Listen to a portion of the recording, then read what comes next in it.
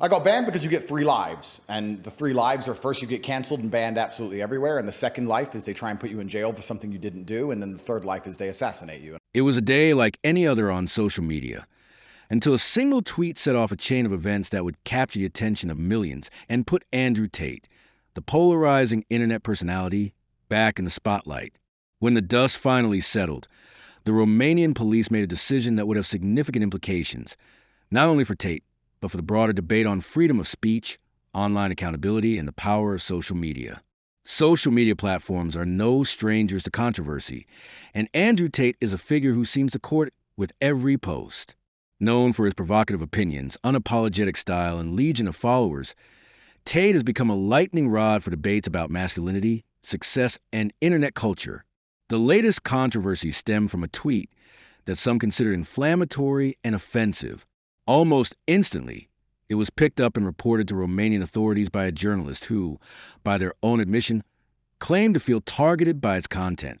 The journalist, whose identity quickly became a focal point in the evolving drama, alleged that the tweet crossed the line from mere opinion into harassment. The complaint set off a wave of reactions online. Supporters of the journalist rallied for accountability, arguing that public figures like Tate should be held to higher standards due to their influence and reach. Hashtags trended, think pieces were written, and the public seemed divided between those advocating for stricter online conduct and those defending freedom of expression. On the other side, Tate supporters dismissed the complaint as yet another attempt to silence a voice that refuses to conform. They accused the journalist of overreacting and leveraging their platform for personal gain. The debate quickly escalated, with both sides digging in and the story morphing into a broader conversation about internet culture.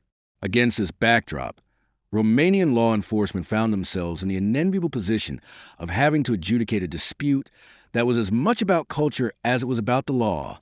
The authorities acknowledged the complaint, conducted an initial review, and, in accordance with protocol, launched a preliminary inquiry. For days, speculation ran rampant. Would Tate face legal consequences? What precedent would this set for similar cases in the future? Legal analysts weighed in, dissecting the tweet and debating the fine line between offensive language and criminal conduct. Finally, after careful consideration, the Romanian police issued a statement that would bring the immediate drama to an end. Andrew Tate would not be investigated further over the tweet. The statement was clear. After reviewing the context, content, and circumstances surrounding the complaint, authorities concluded that Tate's tweet did not meet the threshold for criminal investigation under Romanian law. The decision was based on legal definitions of harassment, intent, and the protections afforded by free speech. The police clarified that while the tweet might have been offensive to some, offense alone does not constitute a criminal act.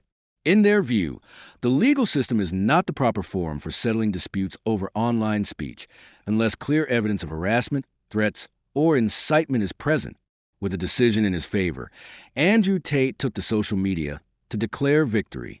In characteristic style, he framed the outcome as a win for freedom of expression and a rebuke to what he sees as a culture of censorship.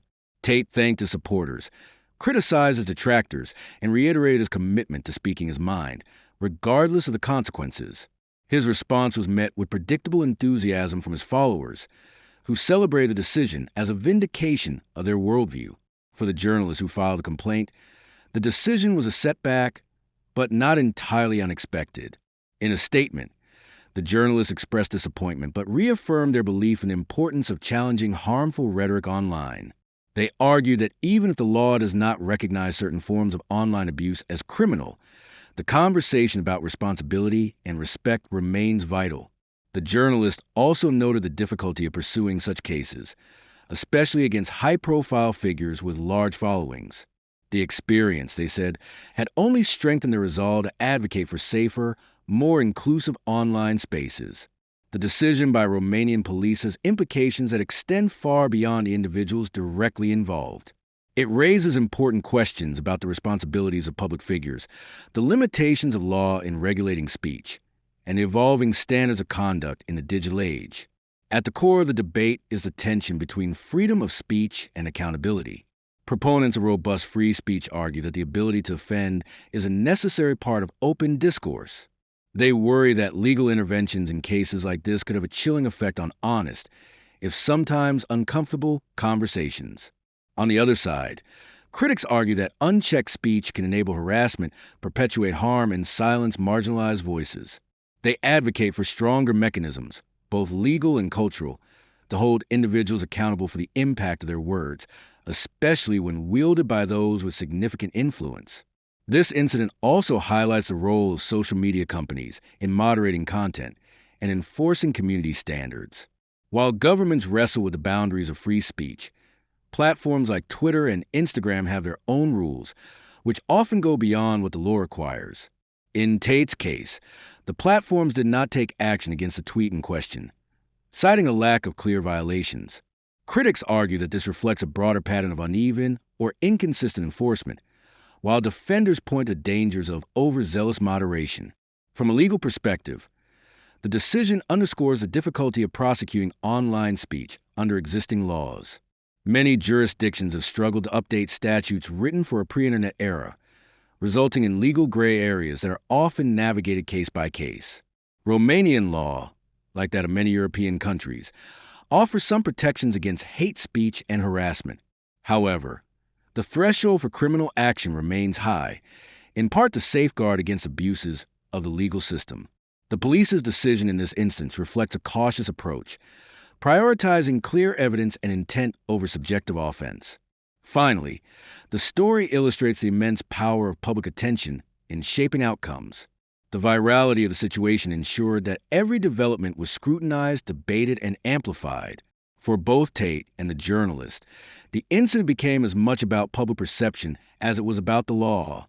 This dynamic, where online controversies are adjudicated in the court of public opinion, raises its own set of challenges. It can lead to rushed judgments, pile-ons, and a polarization that makes constructive dialogue difficult. In many ways, the Andrew Tate incident serves as a case study in the complexities of modern media. It touches on the role of influencers, the responsibilities of journalists, the limits of law, and the shifting boundaries of acceptable discourse. Andrew Tate is emblematic of a new class of public figures who derive their influence not from traditional institutions, but from direct engagement with audiences online. This dynamic gives them unprecedented reach, and also exposes them to unique forms of scrutiny. For many, Tate represents the best and worst of influencer culture, charismatic, successful, and unapologetically provocative, but also divisive and, at times, controversial. His ability to command attention is both his greatest asset and his primary vulnerability. For journalists, the incident is a reminder of the risks and responsibilities inherent in covering high-profile personalities. Reporting on or challenging influential figures can bring both praise and backlash, and the personal toll can be significant. Yet, as a journalist in this case noted, the work of holding power to account, whether in government, business, or social media, remains essential. The debate over how best to do so and what tools are available will only intensify as online platforms continue to evolve. Perhaps the most important lesson from the Tate incident is the need to navigate the gray areas between legality and morality, offense and harm, free speech and accountability. There are no easy answers, and each case brings its own set of complexities. For individuals, the story is a cautionary tale about the power of words and the reach of social media. For institutions, it is a reminder of the limits of law and the importance of clear, consistent standards. For society as a whole, it is an invitation to continue the conversation about what kind of online culture we want to build. As the immediate controversy fades, the questions it raises remain. How should we balance the right to speak freely with the need to protect against harm? What role should law, platforms, and individuals play in drawing those lines? And how do we ensure that the most important conversations do not get lost in the noise of outrage and polarization? For Andrew Tate, the decision marks another chapter in a career defined by controversy and resilience. For his supporters, it is a vindication.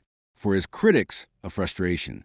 For everyone else, it is a window into the messy, evolving reality of life online. The only certainty is that this will not be the last time such questions arise. As technology accelerates and society changes, The debates over speech, conduct, and power will only grow more urgent and more complex